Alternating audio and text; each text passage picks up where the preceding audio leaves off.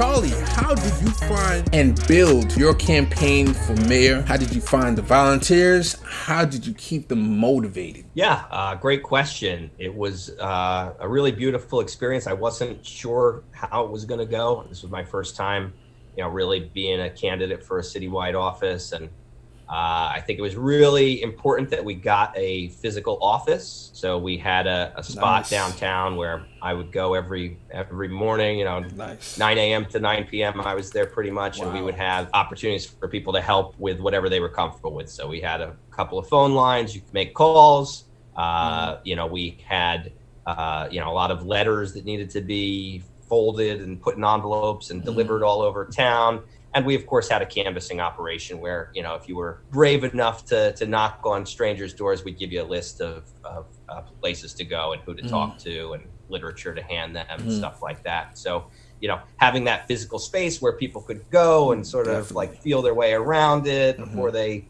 committed to something, get to meet me, get to meet the other people there. It's just a really beautiful experience because we had a lot of people who, I really, I considered them close, really deep personal friends now who I barely knew before I ran. And then they started coming, they started really, finding their place in the campaign and finding a task that they really liked doing. And then they get to know the other people there. And we kind of had a camaraderie, a family vibe that was really, really amazing. And then had, plenty of people who I'd never met at all before start to come through. A lot of it was the result of social media. We did have the benefit of having, my years of experience in building a base on social media. And, when we'd put out the call, every couple of weeks, hey, if you want to come down to this thing, if you want to help out, here's where you sign up. And we got a significant number of people. I was also really, really blessed to have a great lady come into the campaign sort of towards the end and take on a lead role managing Chrissy Capella. It's just a really super professional who was able to really make the most of those incoming, leads that we had for potential volunteers and, having those kinds of opportunities and also just sort of being diligent and following up, following through was what helped us, bring together the whole movement. And we had, must have been on election day, at least, 40 or 50 people helping out. So it was definitely exceeding my expectations. Awesome. Is that something that you can do? I know coming from, I'm thinking to my college days, whenever I wanted somebody to, I was involved on campus in my fraternity, and anytime we had a community service event or a community event that wasn't very exciting, we would bribe people to come with pizza. So I'm just curious, is that legal? Yeah, food? Go ahead. Lots of food, lots of pizza. Nice. We spent hundreds of dollars on pizza at the place that was on our block where the office was, and we would bring it everywhere. We, if we're having an event for volunteers, bring the pizza. If you're having an event for voters, we bring the pizza. Yeah. And once in a while we go with falafel or other dishes, but a lot of pizza. Nice. So I want to ask you specifically. So your campaign manager. Did you have a campaign manager out the gate? Did eventually the volunteer right person came to you that you kind of turned them into your campaign manager? Answer that question. Yeah, so we, and this is a sort of a regret of mine, was that I basically was the candidate and the campaign manager for most of the. Tell us about how tough that was. Yeah. It was tough. I mean, I have a lot of experience managing campaigns, so I didn't, it wasn't like there was a learning curve, but it was challenging to do both jobs. Obviously, it's better if you have somebody else with, to handle the stuff you don't want to do, and also to keep you, to make sure you do the stuff that you need to do.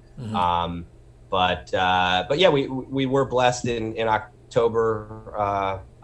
Chrissy Capella came back to New Jersey after working for Jared Paulus's campaign in Colorado, and she was able and willing to step up and step in and take a lead role, sort of coordinating the volunteers, and that really gave us a boost. So I'm glad you were a manager on different campaigns, because you'll be perfect for me to ask this question. What does a manager do? Just give me like a summary of what a campaign manager does.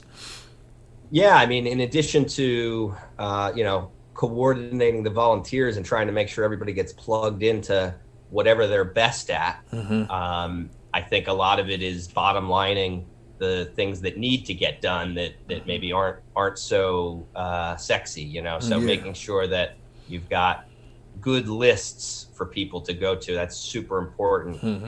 You know, that you have accurate, up-to-date information about who is able to vote, and that you use, you know, your best possible way to put together the list in a way where people can be efficient in hitting all those people and talking to all those people. But also just, you know, making sure that you got breakfast and all the, you know, all the other things that you need to support those people, so that they have a good experience and want to come back. And, you know, as the candidate, a lot of times I felt like I'm running around. I've got people at the office, but I've got to leave them. I've got to go meet with these voters or meet with this person who might give me an endorsement, or, you know, also, you know, maybe have other things to do, like investigating stuff for the newspaper. And, you know, it would have been better to have somebody else bottom lining all those other things to make sure that, you know, everybody got food, everybody, you know, knows when to show up tomorrow, all the lists are ready and printed and all that stuff. But I had a great crew of people to support me. And while no one person was necessarily the campaign manager, we all kind of teamed up and made sure that it all worked out. But if I could, I would definitely prefer to have someone, you know, in that role bottom lining it. It's not me. So that reminds me of what Rosa Calderon said when she ran in 2018 as a Justice Democrat in California. She said she had 10 different volunteers that they all kind of changed places being the campaign manager, and that the main reason is because she didn't have the money to outright pay a campaign manager. So that sounds to me to be a common theme, guys. If anybody's thinking about running for office, you want to find that volunteer base, right? And find the competent people, the people who are serious about your campaign, and then kind of deputize them. Is that right, Charlie? Absolutely. And you know, focus on what people's strengths are. Some people are just not into doing the direct voter outreach. Knocking on doors and making phone calls is great, and you need to do lots of it, but there's plenty of other things that people can do. So, you know, we had a fellow who was just really good with computers and Microsoft Excel, and so he was in charge of all our data, and he made sure that we had the right lists, and he made sure that we were tracking the data, so that every phone call, if somebody said they were supporting, that we marked it down in their record. And that stuff is so important. So if you can find somebody with those skills, that can be crucial to doing it. And so there's plenty of other specialty skills that you know. So this is the last question I'm going to ask about this, and then we're going to move on.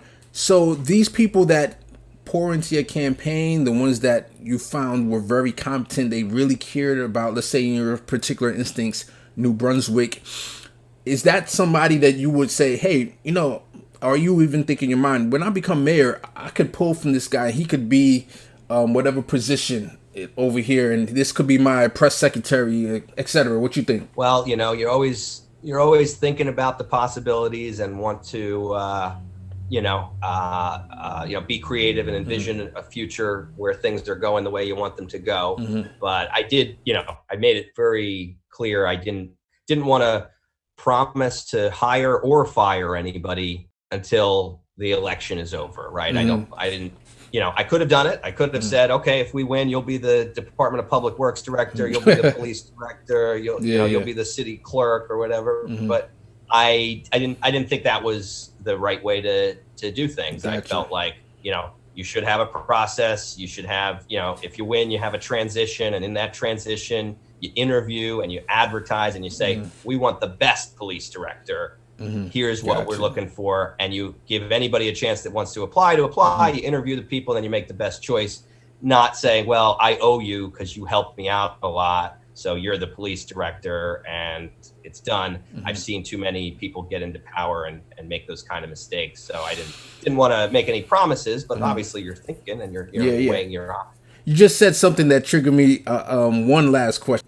And I know the type of person you are. You're a watchdog that loves to have the public know about things. Is that something that you would actually like publish? That like you're going to say, I have 5 candidates for the police commissioner.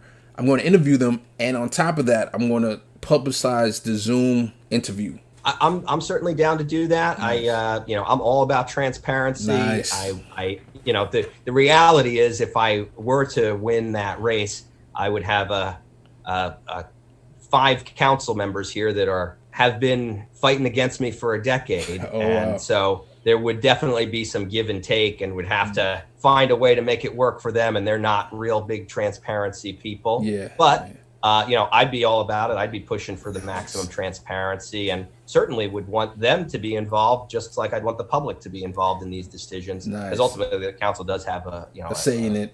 Awesome. Advising consent.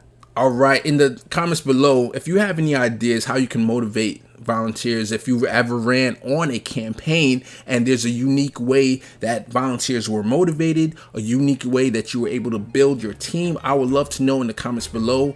We're organizing this together, and we're going to be planning how we can strategize for people's movement together. Like and subscribe.